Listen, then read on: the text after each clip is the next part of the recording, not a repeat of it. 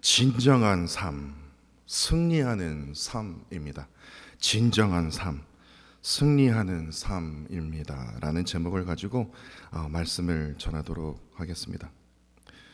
한국 사람이라면요, 한국 사람인지 아닌지 제가 한번 테스트를 한번 해볼까요? 여러분들 한국 사람이라면 당연히 이 손흥민이라는 사람을 아셔야죠. 예. 손흥민 지금도 열심히 나라를 위해서 뛰고 있지 않습니까? 이 손흥민이 누구야? 그러면 이분은 한국 사람이 아닌 것 같아요. 손흥민, 저기 어느 성도님은요, 우리 흥민이가 자기 아들이라고 여기는 분이 계십니다. 예. 그 정도로 우리 손흥민 선수를 너무나 좋아하죠. 근데 저는요, 손흥민 선수보다 저는 손흥민 선수 아버지를 더 좋아합니다. 그 손흥민 선수의 아버지 손웅정 감독입니다. 그 감독에게 이분이요, 가장 두려워했던 것이 무엇인 줄 아십니까? 손흥민 선수가 그렇게 성공을 했는데, 아니 그의 아버지 손흥정 감독이 뭐가 두려울 게 뭐가 있겠습니까? 뭐 돈도 없고 명예도 없고 막 이름도 뭐 널찍고 뭐 저거나 유명한 책까지 썼는데 막 그렇게 생각하실 수 있잖아요. 근데 이분에게 계속해서요, 두려운 게 뭐냐면 우리 흥민이가 이 손흥민 선수의 데뷔골이요, 손흥민 선수가 골을 넣으면요, 그것이 아버지로서 너무나도 두려워했다라는 겁니다. 이해가 되지 않죠? 만약에 저는요, 제 아들이 골을 넣었으면요, 하루 종일 기쁠 것 같아요. 그렇지 않습니까? 그런데 이 손흥정 감독은요, 저는 흥민이가 골을 넣을 때마다 저는 두렵습니다. 왜 그런 줄 아십니까? 명성을 쌓을 때에는 무려 20년이나 넘게 걸리지만 무너지는 데는 3분도 채 걸리지 않기 때문에 그렇습니다. 이 말을 꼭 해요. 그래서 축구 선수에게 가장 위험한 것이 무엇인 줄 아십니까? 바로 교만입니다. 전 목사인 줄 알았어요. 목사인 줄 알았다니까요. 교만입니다. 그래서 이 손흥정 감독은요, 선수들에게 이런 말을 자주 한다고 합니다. 야, 너가 골을 넣었다고 해서 세상 바뀌는 거 아무것도 없어. 바뀐다고 생각하지 마. 이 한 골 넣었다고 너가 단 한숨에 슈퍼스타 된다고 기뻐하지 마. 너 못 넣으면 너는 완전 매국노 되니까. 세상 바뀌는 거 아무것도 없어. 지금 너가 해야 할 일이 뭔지 아니? 다음 경기 준비하는 거야. 다음 경기 준비해. 이 말을 아주 귀에 피가 나도록 계속해서 반복적으로 선수들에게 말한다라는 거예요. 모든 것은 기본에 시작한다라는 그 책을 이 손흥정 감독이 썼는데요, 이러한 마음가짐, 골을 넣었다고 기뻐할 거 없어. 세상 바뀌는 거 아무것도 아니야. 지금 너가 해야 할 일은, 축구 선수로서 너가 해야 할 일은 뭐냐? 다음 경기 준비하는 거야. 그러면서요, 이 감독이 이런 말을 책에서 이렇게 썼어요. 제가 그대로 따왔습니다. 소 10마리 가진 사람은 한 마리 가진 사람의 마음으로 살고, 소 100마리 가진 사람은 10마리 가진 사람의 마음으로 살아야 합니다. 이것이 진정한 삶입니다. 저 목사인 줄 알았다니까요. 책에서 그대로 따온 겁니다. 너무나 은혜가 되는, 목사로서 너무나 은혜가 되는 거예요. 야, 이거 진짜 맞는 말 아니냐? 인터넷에서 여러분도 한번 읽어본 글이었을 거예요. 되게 유명한 글이라고 합니다. 제목이 이거예요. 돈으로 살 수 없는 8가지. 이게 있어요. 인터넷에서 계속 돌거든요. 근데 참 의미 있는 글이더라고요. 돈으로 집은 살 수 있지만 뭐는 살 수 없습니까? 가정은 살 수 없어요. 돈으로 침대는 살 수 있죠. 뭐 1억짜리 침대도 있다고 하는데, 침대는 살 수 있지만 뭐 1억짜리 침대에 잔다고 해서 잠은 돈으로 살 수 있습니까? 잠은 절대로 돈으로 살 수 없습니다. 돈으로 엄청난 시계는 살 수 있지만 시간은 돈으로 살 수 없습니다. 돈으로 책은 살 수 있죠. 그러나 지식은 돈으로 살 수 없습니다. 돈으로 지위를 살 수 있지만 종교는 살 수 없습니다. 존경이요. 돈으로 약은 살 수 있죠. 그러나 건강은 살 수 없습니다. 돈으로 피는 살 수 있지만 생명은 살 수 없습니다. 돈으로 친구는 살 수 있어도 친구의 사랑은 절대로 돈으로 살 수 없습니다. 라는 글이 있어요. 근데 그럼에도 세상은 뭐라고 말합니까? 소 10마리 있냐? 소 100마리 있냐? 다시 말해서 돈과 물질로 세상에서 해결 안 되는 거 아무것도 없어. 그거 다 해결할 수 있어. 돈과 물질이 최고요. 세상의 모든 것을 할 수 있는 게 바로 돈이고 바로 물질이야. 이렇게 우리에게 유혹하고 있지 않습니까? 세상은 이처럼 돈으로 살 수 없는 것들이 있어요. 다시 말해서 돈보다 물질보다 더 중요한 것이 있다라는 것을 우리가 기억해야 된다는 거예요. 그것이 무엇입니까? 바로 올바른 마음이라는 거예요. 10마리가 있으면 뭐합니까? 한 마리 가진 마음으로 살아야 된다는 거예요. 소 100마리가 있으면 뭐합니까? 소 10마리 가진 마음으로 살아야 그것이 뭐예요? 진정한 마음이고 진정한 삶이라는 거예요. 이런 의미에서 생각해 본다면 제가 앞서 소개한 이 손흥정 감독의 그 말을요, 생각해 보니까요, 우리의 신앙생활에 접목시킬 수 있겠구나라는 생각이 들더라고요. 그래서 제가 이분이 목사 아니야? 크리스천 아니야? 할 정도로요, 제가 그래서 그 문장을 그대로 이렇게 한번 변형시켜 보았습니다.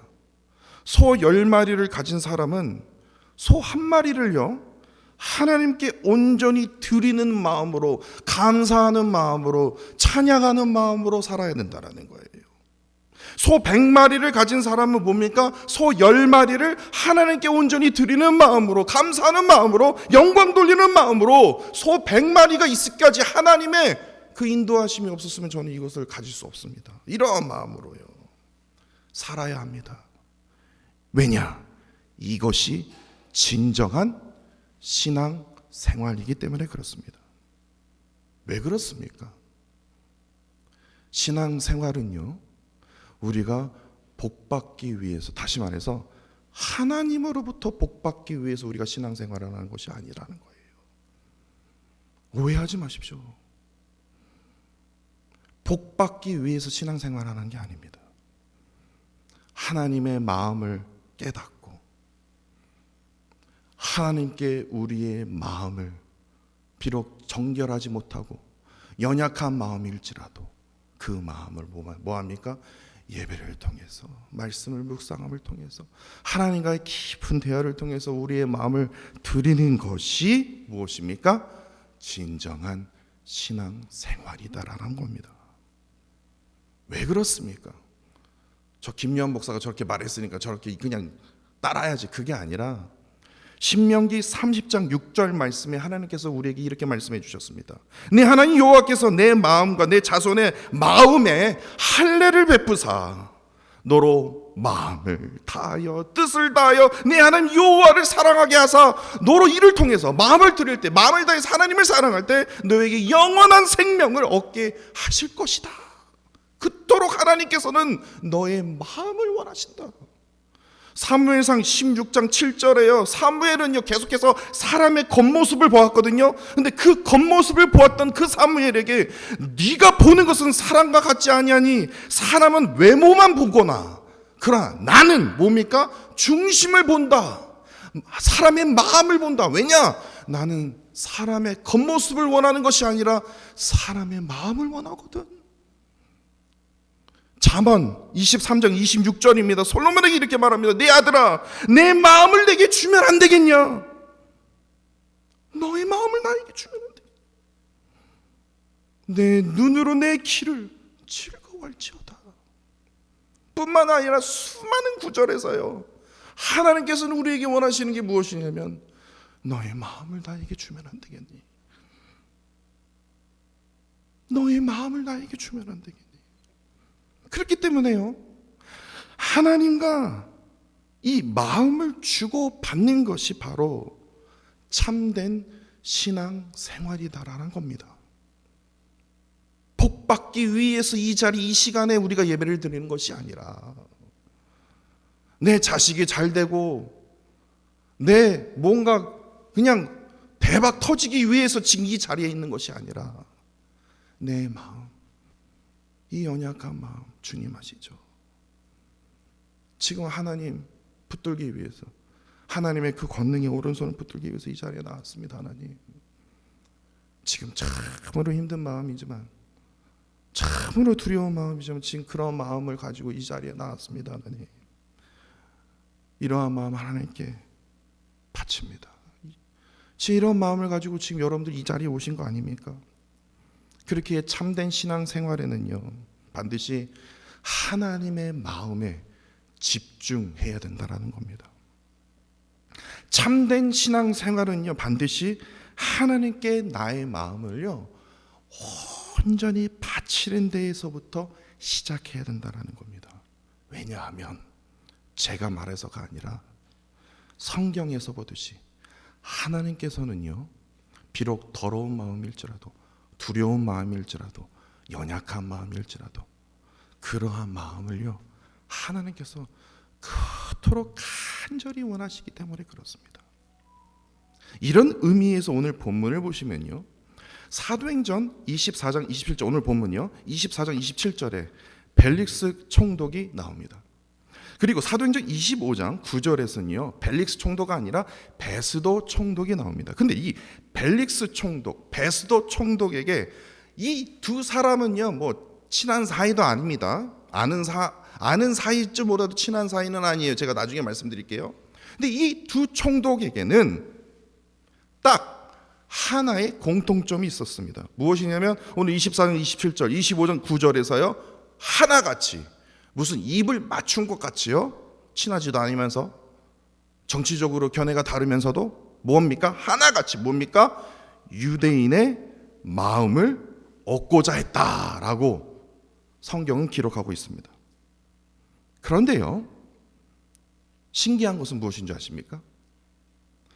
오늘 본문 말씀으로부터 2000년이 지났습니다. 2000년이 넘게 지났는데 지금도 세상은 이들처럼 똑같습니다. 한국에요, 지금 최대 관심사가 무엇입니까? 4월 11일입니다. 제 생일이 아닙니다. 4월 10일 뭐가 있습니까? 총선이 있습니다. 이 4월 11일 총선 때문에요, 어느 뉴스를 틀든지 제일 첫 번째는 뭡니까? 총선에 대한 얘기, 뭐 한동훈, 이재명에 대한 얘기, 뭐 하여튼 그 제발 얘기 좀 안 했으면 좋겠어요. 그 얘기할 게 그거밖에 없나요? 하여튼 왜냐면 거기에 그냥 집중이 돼 있어요. 앞으로 석 달 후에 있을 총선, 4월 11일 총선, 사람의 마음을 얻고자 아주 그냥 미쳐 있지 않습니까? 너무나도 치열하다라는 거예요. 미국은 또 어떻습니까? 11월 5일입니다. 대선이 있습니다. 어떻게든 이 국민들의 그 마음을 얻고자 엄청난 열심과 엄청난 돈을 지금 이 순간에도 퍼붓고 있다는 겁니다.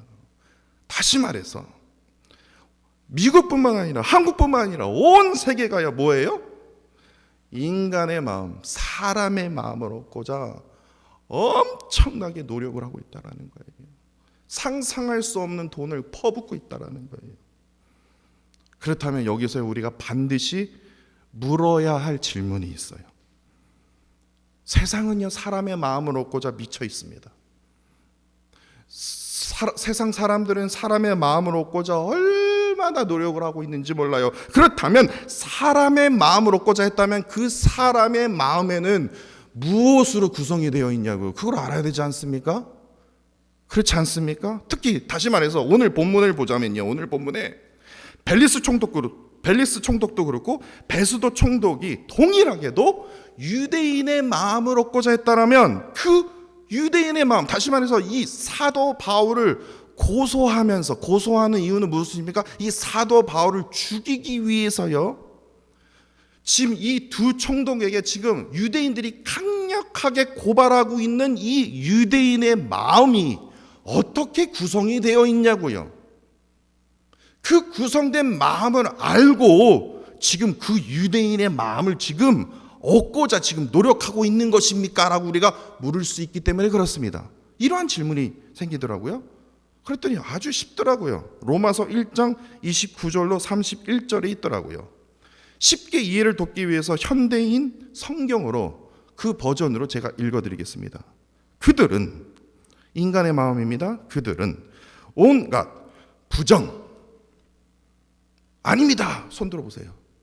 인간의 마음의 부정, 추악, 욕심, 악한 생각, 시기, 살인, 다툼, 사기, 악의, 그걸로 가득 차 있다는 거예요. 서로 수군거립니다. 서로 헛듣고 있습니다.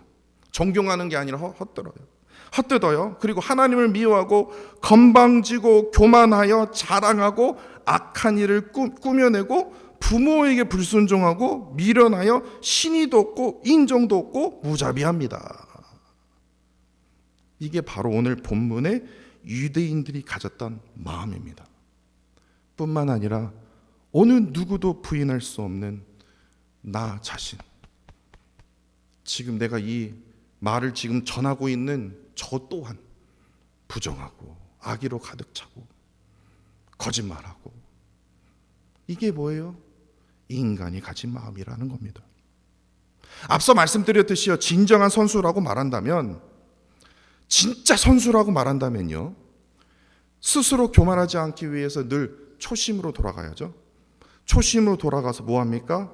골 넣었다고 신날 게 아니라 그 다음 경기를 뭐예요? 준비해야 된다는 거예요. 그 다음 경기를 위해서 어떻게 합니까? 날마다 연습해야 된다는 거예요. 너 되게 잘한다. 그러면 그 다음에 연습 안 하면 뭐 그게 계속 잘하는 게 계속 늘어나면 계속 쉼없이 은퇴할 때까지 계속해서 연습해야 되거든요. 그래서요, 여러분들 꼭 이걸 기억하셔야 돼요. 선수는요, 인간 감독의 마음을 얻기 위해서 뛰지 않습니다. 근데 그런 선수가 있어요. 저 감독이 눈을 띄기 위해서 열심히 뛰는 선수요. 만약에 그러한 선수라고 한다면 그거는 초보 선수죠. 예. 그 초딩들이나 하는 그런 행동이죠. 선수의 감독의 마음을 얻기 위해서 어떻게 하든 주전으로 발탁이 되기 위해서. 그럼 참으로 선수로서 이건 비참한 겁니다. 그렇지 않습니까? 선수는 왜 뜁니까? 왜 뛰냐고요? 금메달을 위해서입니다. 실력이 없이요, 금메달 따면요, 사람들이 욕합니다. 나는 그냥 대충 준비했는데 갑자기 그 1등, 2등이요, 뭐 부정을 저질러갖고 제가 그냥 자연적으로 금메달 땄어요. 메달 따서 뭐 하게요? 실력으로 딴 게 아니라 그냥 운 좋게 땄다라면, 저는 메달을 따기 위해서 제가 선수가 된 겁니다 라고 얘기한다면요, 어느 누구도 존경할 사람 없어요. 선수는요, 반드시 이기기 위해서 뜁니다. 감독의 지시에 따라서요, 그 전술에 따라서요, 이기기 위해서요. 메달을 위해서 뛰는 게 아니에요. 이기기 위해서요. 그래서요, 그 경기에 비록 졌다 할지라도 뭐합니까? 넌 승리한 선수야. 사람들이 박수를 쳐줘요. 왜냐? 이 선수는 진짜 이기기 위해서 뛰는 선수였구나. 박수를 친다는 거예요. 그러니까 선수의 최종 목적은요, 메달이 아니다라는 거예요. 뭡니까? 승리입니다. 승리요. 그리스도인에게도 아주 동일하다라는 거예요. 그리스도인의 최종 목적은요, 담임 목사 되는 거요? 장로 중에서 그냥 최고 으뜸되는 장로가 되는 거요? 아니거든요. 직분의 타이틀이 그 목적이 아니라 말씀에 순종해서요, 올바른 마음으로 뭐합니까? 승리하는 삶. 그것이 진정한 삶이라는 거예요. 그것이 우리의 승리의 삶이 우리의 최종 목적이라는 거예요. 그렇다면 그리스도인에게 승리하는 삶은 구체적으로 어떠한 삶이냐고요? 예수 그리스도께서 지셨던 그 십자가를 지는 삶을 말합니다. 그럼 예수님처럼 죽으라고요? 예. 예수님처럼 희생하라고요? 예. 예수님처럼 섬기라고요? 예. 그거예요. 그러면 저에게 뭐가 떨어집니까? 제가 맨날 희생하고 제가 맨날 섬기고 제가 맨날 밑바닥이면 그게 뭐가 승리하는 삶이에요? 그건 찌질한 삶이지. 아니요. 그래서 예수 그리스도께서 부활하셨거든요. 희생하면요, 십자가 지면요, 낮아지면요, 그 부활의 능력으로 나를 높여주시거든요. 그게 바로 그리스도인이 말하는 승리의 삶, 진정한 삶을 말한다라는 겁니다. 사도행전 24장이랑 25장 저희가 읽지 않았습니까? 근데 24장과 25장 사이에요, 오늘 본문이 기록하고 있지 않는 중요한 사건 하나가 있습니다. 저도 본문 말씀을 준비하면서 제가 깨달은 게 있어요. 저도 몰랐는데 이러한 중요한 사건이 있더라고요. 다시 말해서 24장에는 벨릭스 총독이 등장하는데 갑자기 25장에 어떠한 설명도 없이 베스도 총독이 등장합니다. 그래서 이 벨릭스가 무슨 이름을 바꾼다 오해할 정도로. 근데 두 사람이에요. 벨릭스에서 베스도 총독이 등장한 이유가 있어요. 저번 시간에 제가 말씀드렸듯이 이 벨릭스 총독은요, 그야말로 개천에서 진짜 용난 거예요. 다시 말해서 거지 출신이었거든요. 노예 출신이었는데 진짜 기적처럼 총독의 자리까지 올랐습니다. 그러니까 벨릭스 총독은 참으로 똑똑한 자라는 것은 알 수 있습니다. 그럼에도 불구하고도 이 벨릭스 총독은 너무나 교만해서요, 저번 시간에 말씀드렸듯이 이 돈이요, 물질이요, 다시 말해서 뇌물을 밝힌 자였습니다. 뇌물이면 환장해요. 돈이면 환장해요. 물질이면 환장하는 총독이 바로 이 벨릭스 총독입니다. 그런데 그가요, 가이사라 시민들을 이제 다스리고 있었는데 이 시민들이 말을 안 들었나 봐요. 그래갖고 이 말을 안 듣자 어떻게 했냐? 자신의 군대를 동원해서 이 가이사라 시민들을요, 힘으로 눌러버렸습니다. 제압을 해버렸습니다. 그런데요, 그 가이사라 그 지역에 아주 똑똑하고 유능한 유대인들이 나서기 시작합니다. 이거 권력 남용이다 라는 그 제명을 써서, 페이퍼에 써서요, 로마에 있는 네로 황제에게 탄원서를 제출하게 됩니다. 유대인들이요, 그것도 똑똑한 유대인들이요. 그래서 이 네로 황제가 딱 그것을 보고, 야, 벨릭스 총독 너 일로 와, 너 좀 혼나야 되겠다. 그래서요, 황제의 소환으로 불명예 퇴진을 당하게 됩니다. 그래서 25장에 벨릭스 총독이 아니라 베스도 총독이 등장하는 겁니다. 그러니까 벨릭스 총독의 후임으로 들어온 거죠. 그런데 중요한 것이요, 이 벨릭스 총독이 불명예 퇴진을 당하기 바로 직전에 무슨 일이 있었냐면요, 오늘 본문 24장 24절에 보시면요, 사도 바울을 부릅니다. 그것도 벨릭스 총독의 아내, 사실 이 아내가 세 번째 아내이거든요. 이 세 번째 아내였던 이 두루실라, 이 아내와 함께 지금 감옥에 갇혀 있는 사도 바울을 부른다라는 거예요. 그러면서 성경이 이렇게 기록하고 있지 않습니까? 그리스도 예수 믿는 도를 나에게 가르쳐 달라고, 그거 한번 설교해 달라고 부탁을 하게 되죠. 그래서 25절에 보면요, 참으로 감사하게도 사도 바울이 정확히 무엇을 가르치고 있다고 했습니까? 의와 절제와 장차 오는 심판, 딱 세 가지를 그 벨릭스 총독과 그의 와이프에게 가르쳤어요. 그러면 의가 무엇인가? 이게 절제가 어떤 절제를 말하는 건가? 장차 오는 심판은 어떠한 심판인가 궁금하지 않습니까? 그런데 그냥 한 구절로 되어 있기 때문에 이게 너무나 궁금해서 헬라어를, 원문을 한번 찾아봤어요. 그래서 사도 바울이 첫 번째로 의, 그걸 헬라어로 보니까요, 디카이오시네라고 해요. 디카이오시네를 쉬운 말로 말하면요, 옳음, 올바름을 얘기해요. 사도 바울이 말했던 이 옳음, 올바름이란 하나님 앞에서의 뭡니까? 올바른 마음이라는 거예요. 올바른 삶을 살으라는 거예요. 이거를 증거했다라는 거예요. 그리고 두 번째로 절제입니다. 절제는 헬라어로 보니까요, 엔크라테이아라고 합니다. 엔크라테이아는요, 절제를 어떻게 얘기하면 자제력이라고 얘기를 하는 거예요. 다시 말해서 지금 벨릭스 총독이 지금 돈에 빠져 있지 않습니까? 뇌물에 빠져 있지 않습니까? 그런데 사도 바울이 기가 막히게 그걸 지적하고 있는 거예요. 탐욕에서 벗어나십시오. 그 탐욕 때문에 당신이 망할 수 있습니다. 탐욕에서 빨리 하루속히 벗어나야 됩니다. 그리고 제일 중요한 게 총독이 무엇인 줄 아십니까? 심판입니다. 크리마, 이게 무슨 말이냐면 그리스도인이 구원받지 못하면요, 하나님의 심판, 다시 말해서 행한 대로, 내가 잘못한 대로, 내가 죄 지은 대로 하나님은요 반드시 크리마, 심판하시는 날이 다가옵니다. 그런데 총독이요, 기억해야 될 게 이겁니다. 죄를 회개하지 않는 자에게는요, 그 심판의 날이, 그 형벌의 날로 너무나도 두려운 날로 나에게 다가오지만, 회개하고 하나님께 돌아오는 자에게는요, 그 형벌의 날, 이 크리마, 이 날이, 심판의 날이 하나님으로부터 상 주시는 날입니다. 그러니까 지금 사도 바울이 지금 벨릭스 총독에게 불명예 퇴직을 당하기 바로 직전에 지금 간곡히 지금 벨릭스 총독이 지금 사도 바울이 말하는 것은 뭐냐면 승리하는 삶을 살아야 됩니다. 그 승리하는 삶은 세 가지만 기억하시면 됩니다. 올바른 마음으로 하나님과의 관계를 회복하십시오. 하나님과의 관계를 회복해야 지금 당신이 지금 흔들리고 있는 돈과 물질로부터 그 탐욕으로부터 절제할 수 있는 겁니다. 나 스스로 절제할 수 있는 거예요. 그리고 내가 행한 대로 그대로 갚아주시는 그 네로 황제의 심판이 아니라 그 하나님의 심판이 다가오기에, 그 심판이 형벌의 심판이 아니라 상 주시는 그 심판, 상 주시는 날로 맞이하기 위해서는 하나님을 믿으십시오. 예수 그리스도의 도를 따르십시오.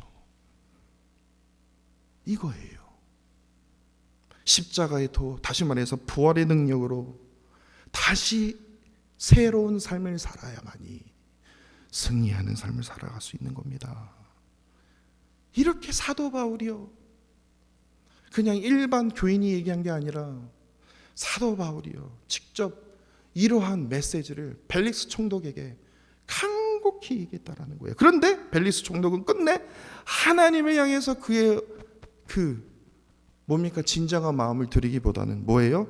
참으로 어리석게도 로마 황제에게 탄원서를 고발했던 누굽니까? 유대인들에게, 그 유대인들의 마음을 얻고자 했다라는 거예요. 결국에 어떻게 됩니까?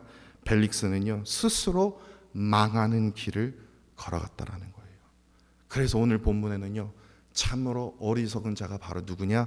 벨릭스 총독이라는 겁니다. 사실 오늘 본문의 말씀은요, 벨릭스 총독 24장에서 25장까지 넘어가기까지, 베스도 총독으로 넘어가기까지 27절을 보세요.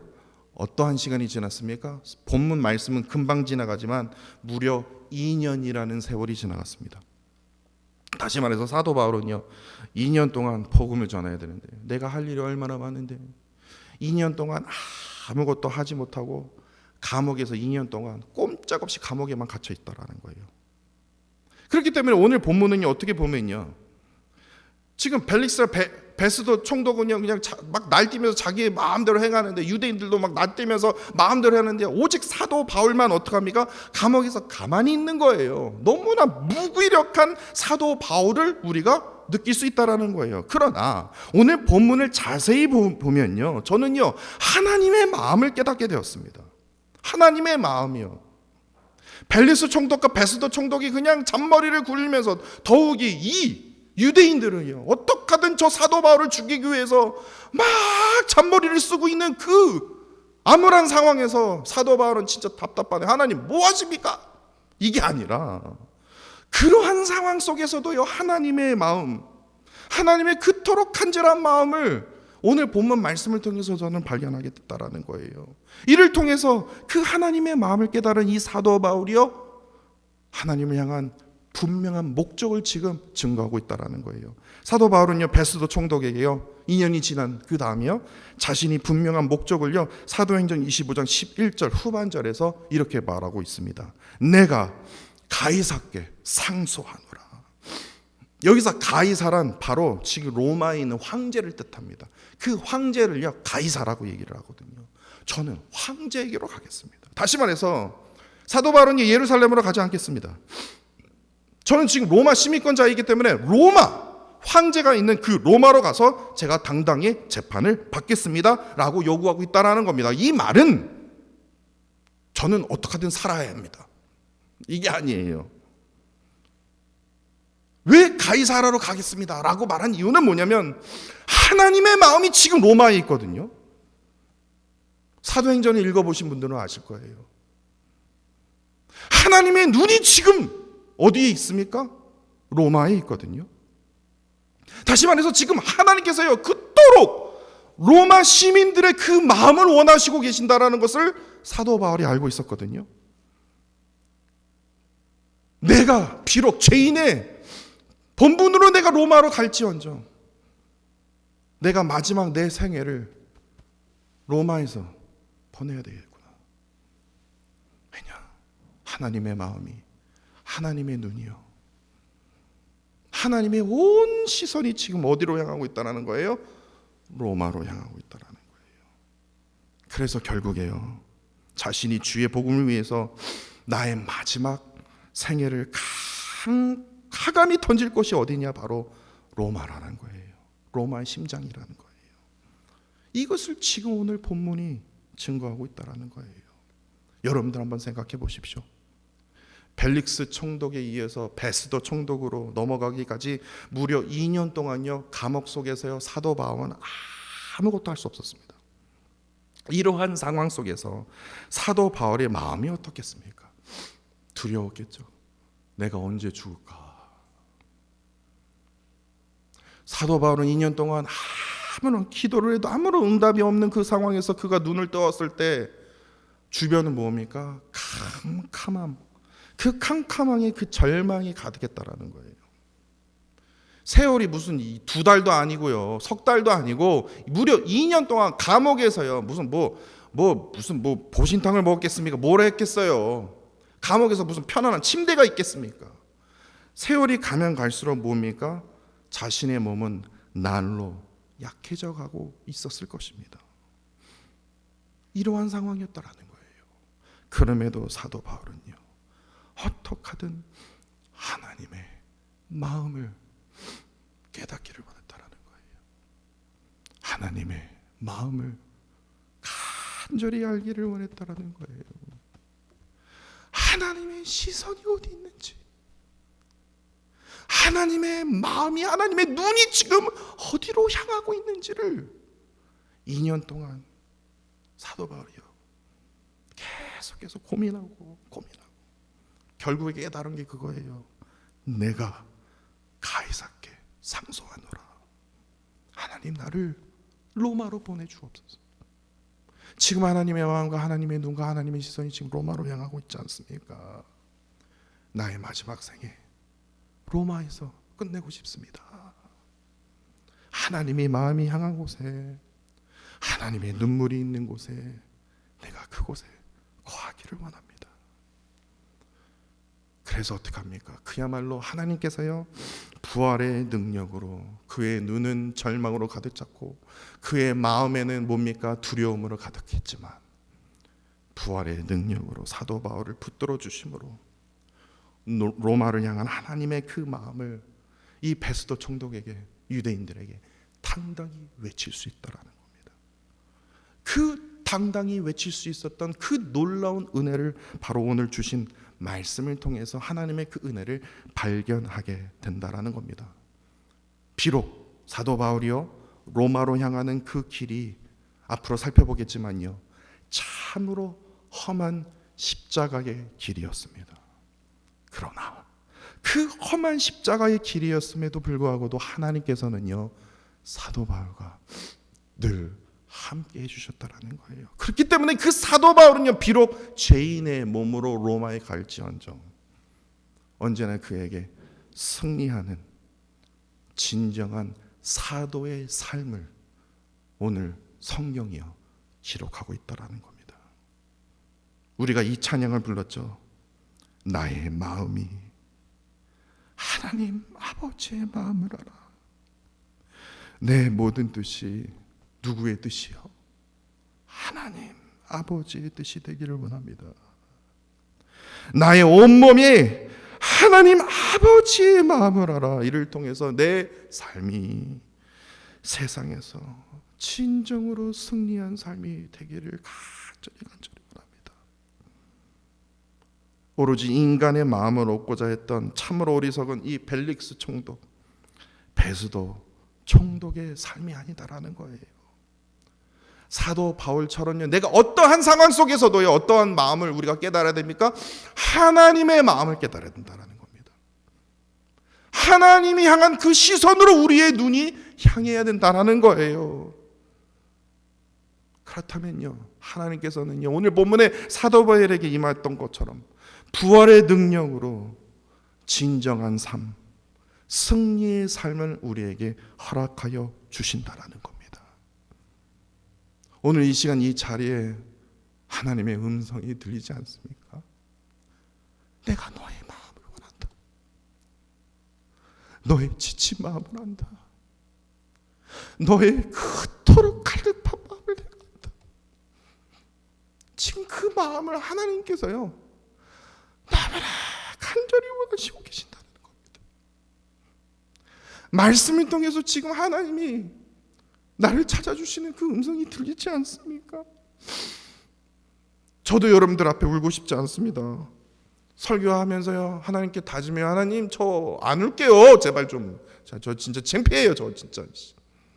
저 그랬어요 정말로요. 그런데 하나님의 마음만 생각하면요 너무나 마음이 무너져요. 무너져요. 하나님이 우리 교회를 향한 그 마음을 생각하면요 마음이 무너진다는 겁니다.